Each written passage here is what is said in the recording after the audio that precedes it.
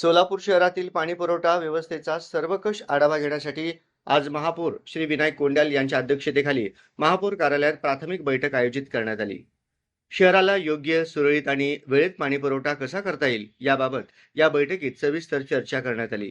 या बैठकीस सभागृह नेते नरेंद्र काळे, उपमहापौर ज्ञानेश्वरी देवकर, आयुक्त डॉक्टर सचिन ओंबासे, उपायुक्त आशिष लोकरे, सहआयुक्त शशिकांत भोसले, सहआयुक्त गिरीश पंडित, सहआयुक्त मनीष मगर, सहआयुक्त मनीषा मगर, सार्वजनिक आरोग्य विभागाचे कार्यकारी अभियंता व्यंकटेश चौबे, सतीश एकबोटे, सिद्धेश्वर उत्सुर्गे तसेच संबंधित अधिकारी उपस्थित होते। शहरातील विविध भागांना सध्या किती दिवसांनी पाणी पुरवठा केला जातो, वितरण व्यवस्थेतील अडचणी, पंपिंग व्यवस्था, गळती, पाणीसाठा आणि आगामी उन्हाळ्याच्या पार्श्वभूमीवर आवश्यक नियोजन यांचा आढावा घेण्यात आला। विशेषतः उन्हाळा सुरू होण्याच्या पार्श्वभूमीवर पाण्याची उपलब्धता आणि पुरवठा व्यवस्थापन अधिक सक्षम करण्याची गरज अधोरेखित करण्यात आली। यावेळी महापौर विनायक कोंड्याल यांनी प्रशासनाला सूचना देताना सांगितले की सोलापूरकरांना नियमित आणि वेळेत पाणी मिळणे ही महानगरपालिकेची प्राथमिक जबाबदारी आहे। शहरास 2 दिवसाआड पाणी पुरवठा करण्यासाठी योग्य नियोजन सादर करावे। यासाठी आवश्यक तांत्रिक बाबी, मनुष्यबळ आणि पाणी व्यवस्थापन यांचा सविस्तर आराखडा तयार करण्यात यावा।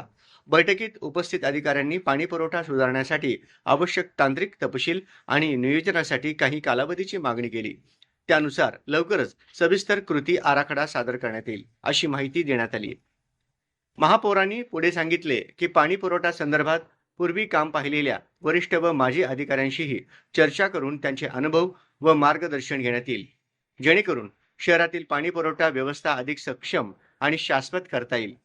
सोलापूर महानगरपालिका नागरिकांना योग्य, नियोजित व सुरळीत पाणी पुरवठा देण्यासाठी कटिबद्ध असून लवकरच पुढील बैठक घेऊन ठोस निर्णय जाहीर करण्यात येणार असल्याची माहिती यावेळी देण्यात आली। पालिकेमध्ये जो परवा B2चा विषय या ठिकाणी मंजूर झाला आणि मंजूर होऊन या ठिकाणी जेवढे काय चाळी असतील सोलापूर शहरातले त्या ठिकाणी टॅक्सेशन होत नव्हतं आणि त्याच्यातनं आता आपल्याला महानगरपालिकेमध्ये रेव्हेन्यू वाढणार आहे, त्यांचं टॅक्सेशन होऊन रेव्हेन्यू वाढणार आहे आणि त्या माध्यमातून महापालिकेला उत्पन्न होऊन अनेक जे घर आपण जे नेहमी 100 वर्षापासून 150 वर्षापासून आपण जो चाळीचा भाग आहे तो नोटिसा देतो ते या ठिकाणी आपल्याला चांगला रेव्हेन्यू या ठिकाणी वाढणार आहे चाळीच्या माध्यमातून। त्यासाठी या ठिकाणी बैठक आयोजित केली होती आणि या जाब विचारला देखील त्यांनी त्यांच्या अडचणी सांगितले की 7-8 वर्षात 30,000 कनेक्शन वाढले गेले, त्यामुळं थोडंसं फरक पडत होतं आणि जो पंपिंग कॅपॅसिटी जी आहे आपले महानगरपालिकेची जे शहराची जी पंपिंग कॅपॅसिटी आहे,